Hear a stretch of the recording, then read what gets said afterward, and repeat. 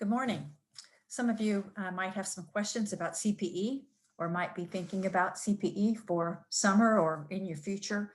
So I'm going to make this short video in hopes of answering some of your questions and pointing you to some additional resources. The first thing to know is CPE, it stands for Clinical Pastoral Education, and it's an experiential kind of learning, an immersion into the world of pastoral care or chaplaincy, and it's done in context. CPE is its whole world. There are lots of accredited CPE centers around the country, around the world, in fact, and in a few minutes I'll show you how to locate some.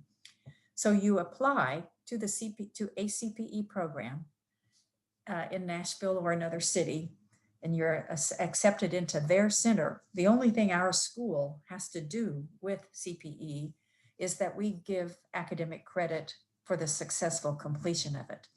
So CPE uses the language of units. 1 unit equals 400 hours of training, and we give 6 hours of academic credit for 1 unit of CPE.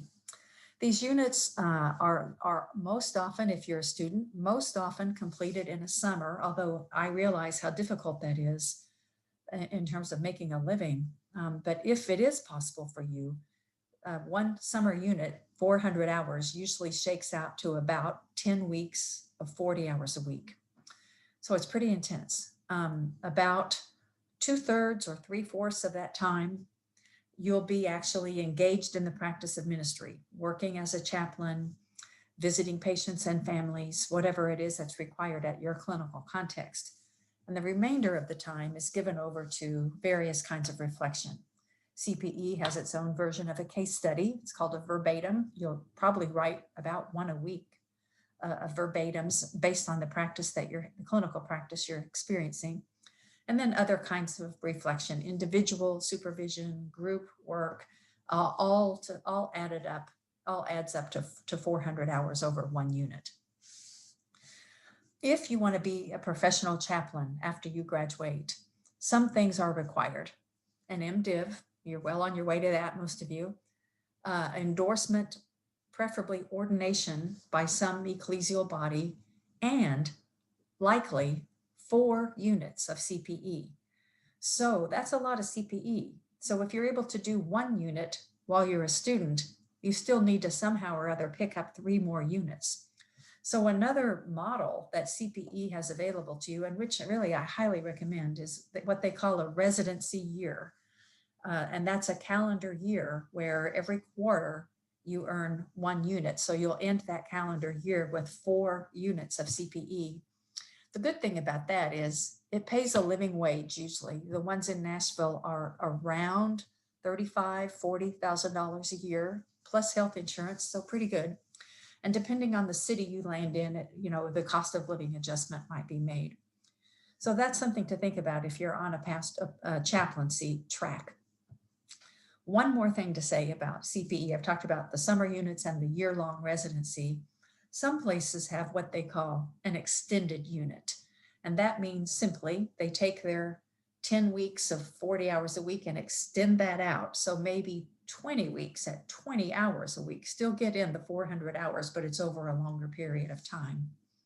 And actually, we have a couple of local CPE sites in Nashville. One brand new one at Vanderbilt Medical Center, which I'm so happy to report. And the other one is the St. Thomas Partnership. And that is an unusual model where several clinical sites have gone together to form a consortium. You're admitted to the St. Thomas Partnership, and then they'll assign you to one of their partner institutions. Both of these local CPE sites, I believe, I know the Vanderbilt one for sure, has this extended unit available. So it could be possible to do an extended unit of CPE either in the fall semester or the spring semester.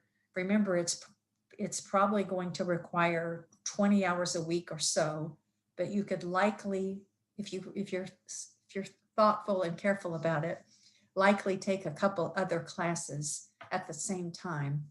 Anyway, that's a possibility. So now I want to get in the weeds a little bit and share my screen with you. I think sometimes I'm not very good at this, but let me give it a try.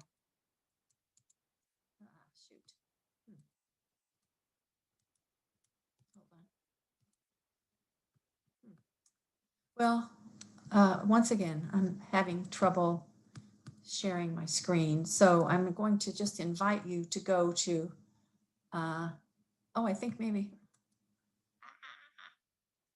I'll just invite you, I'll just walk you through it. I'm going to invite you to go to this webpage. It's called, the URL is www.acpe.edu.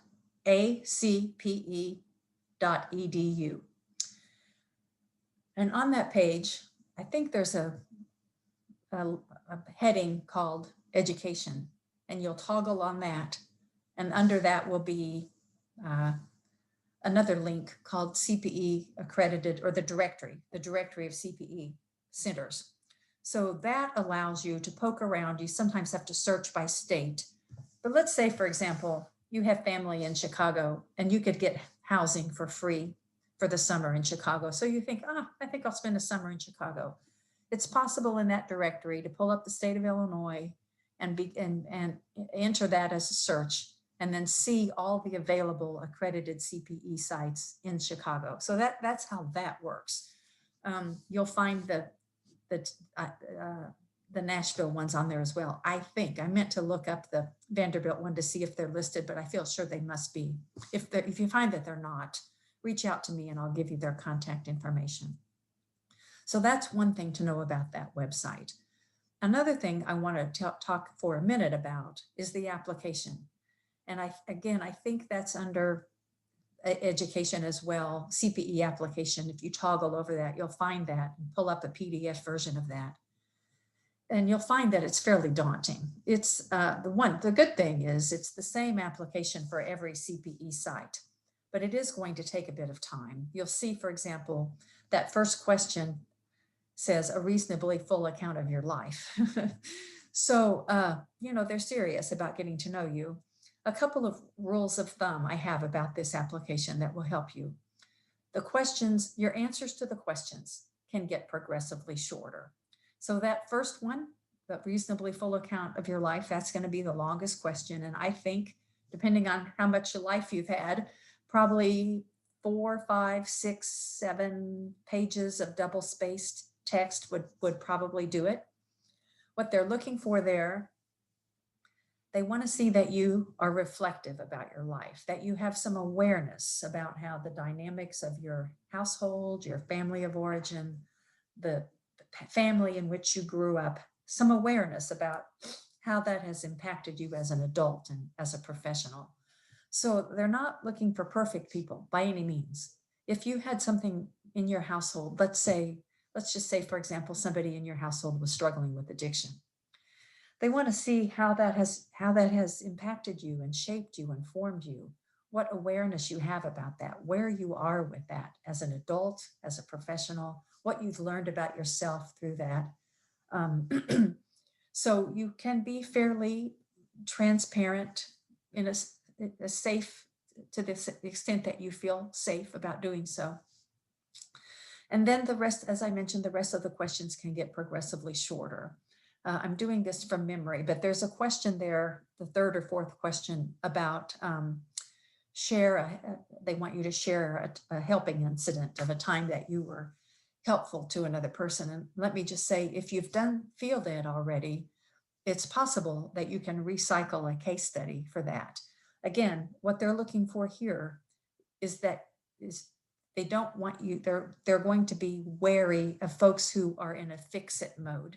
So they want to see that if you encounter a person who's in pain, it's not your first impulse to want to fix it or take it away, but that you have the capacity rather to accompany that, sit with it, bear witness to it, walk with.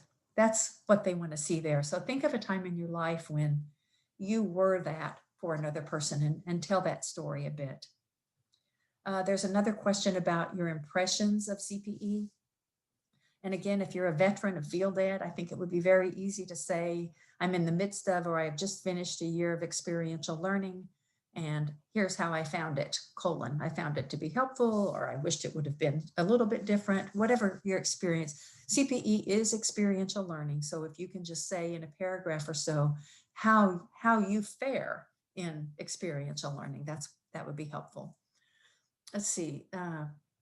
I'm trying to remember what else is on that application there. At the very end, or maybe number 7, I think it says an interview will be conducted. Once you have sent your paperwork to a CPE site, your application, then they will reach out to you for probably a Zoom interview, maybe a telephone interview. They will want to just talk to you more in person, get a feel for you. And I always say to students, this is a time for you to interview them as well. Have your antenna out. Is CPE uses the language of educator. I think of it as kind of a supervisor, field ed supervisor, conversation partner. They call it educator. And that educator is a person that you will work very closely with through the unit of your CPE. So during that interview, make sure this is a person you can trust, that you kind of are in sync with, and that you would be willing to invest that kind of time with. If you get any kind of funny vibes, I think that's important to pay attention to, because it could be a long unit. If you're on this, I'm trying to think what else I want to say. If you're on the chaplaincy concentration, it's highly recommended, not absolutely required, but highly recommended that you do a unit of CPE as one of the ways to satisfy the praxis requirement for that concentration. So I hope this helps a little bit. Poke around on that website, circle back to me if you have questions. I do think, I know one more thing. When should I have an application in if I'm thinking about summer unit? Used to be, I could safely say probably early January, but most centers are now going to a rolling application process. So as they get an application, they'll decide yes or no about that. So I think as early as you can is better if you can work on this over Thanksgiving or over the winter break. I also suggest emailing the places where to which you are making application. You'll find those emails back on that directory. So email them, tell them you're a student at Vanderbilt. CPE sites love Vanderbilt students. Tell them you're a student at Vanderbilt, you're making application for summer of 2021, and tell them that they can expect your application by January 1st, December 15th, whenever it is you think you can get it done.